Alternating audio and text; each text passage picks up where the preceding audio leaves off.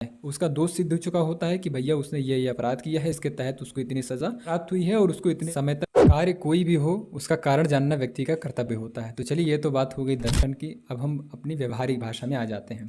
आज हम हिरासत और गिरफ्तारी दोनों के मध्य अंतर को समझेंगे और क्या जुडिशियल कस्टडी यानी कि न्यायिक हिरासत और जेल की सजा ये दोनों एक ही होता है, इसके मध्य भी हम अंतर को लास्ट वीडियो में समझ लेंगे। तो सबसे पहले हम गिरफ्तारी की बात करते हैं। तो देखिए गिरफ्तारी का मतलब ये होता है, गिरफ्तारी कई तरीके से हो जाती है, जैसे कि वारंट के साथ यानी कि न्यायालय के आदेश के बाद, या फिर बिना वारंट के, और या फिर संदेह की स्थिति में। वहां पे उस व्यक्ति को थाने ले जाया जाता है और 24 घंटे में उसको मजिस्ट्रेट के सामने पेश करना होता है। अब यहाँ पर उस व्यक्ति को कई सारे राइट्स होते हैं, जैसे कि वो अपने सगे संबंधियों को इसके बारे में सूचना दे सकता है कि उसकी गिरफ्तारी हो गई है, और वो अपने मनपसंद वकील की भी सहायता प्राप्त कर सकता है। अब वहीं पर अगर हम कस्टडी की बात करते हैं तो देखिए कस्टडी की जो प्रक्रिया है वो न्यायालय में मामला पहुंचने के बाद न्यायालय डिसाइड करता है उस व्यक्ति को कस्टडी में रखना है या फिर उसको छोड़ देना है। अब कस्टडी में रखने के कई सारे कारण हो सकते हैं, जैसे कुछ कारण मैं आपको बता देता हूँ। जैसे मान लीजिए न्यायालय को ये लगता है कि अगर उस व्यक्ति को छोड़ दिया जाता है तो वो साक्ष्य को नष्ट कर सकता है, या फिर अगर उसको हम कस्टडी में रखते हैं तो उससे बहुत सारी सच्चाई, बहुत सारे सबूत,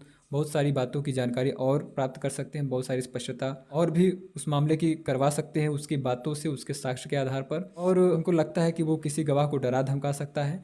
तो इस स्थिति में न्यायालय डिसाइड कर लेता है कि भैया इसको जो है पुलिस कस्टडी में भेज दिया जाए या फिर जुडिशियल कस्टडी में भेज दिया जाए। तो ये प्रक्रिया जो है हमेशा गिरफ्तारी के बाद ही होती है। फिर लोग ये कहते हैं कि जेल की सजा और जुडिशियल कस्टडी दोनों एक ही होती है, तो हम उनको बताना चाहते हैं कि ऐसा बिल्कुल भी नहीं है। जेल की सजा जो होती है, पहली चीज तो उसमें आप ये समझिए कि जो व्यक्ति जेल जाता है उसका जो अपराध है वो पहले ही सिद्ध हो चुका होता है, उसका दोष सिद्ध हो चुका होता है कि भैया उसने ये अपराध किया है, इसके तहत उसको इतनी सजा प्राप्त हुई है और उसको इतने समय तक उसको जेल में रहना है। यहाँ तक कि उसकी जो सुविधाएं हैं वो भी सीमित कर दी जाती हैं। लेकिन अगर हम जुडिशियल कस्टडी की बात करें तो यहाँ पर उस व्यक्ति को बहुत सारी अतिरिक्त सुविधाएं प्राप्त होती हैं। दूसरी चीज, वो अंडर ट्रायल होता है, उसका दोष सिद्ध नहीं हुआ होता है। अगर उसका मामला न्यायालय में खत्म हो जाता है और ये सिद्ध हो जाता है कि वो व्यक्ति निर्दोष है तो उसको तुरंत रिहा भी कर दिया जाता है। तो बहुत सारी चीज़ें हैं जो कि दोनों में अंतर है, बहुत सारी चीज़ें जो कि इन दोनों में डिफरेंस करती हैं, लेकिन बहुत ही सूक्ष्म होती हैं। तो आज हमने इन तीनों चीज़ों के बारे में स्पष्टता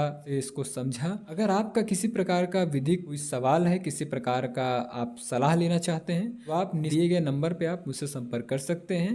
नमस्कार।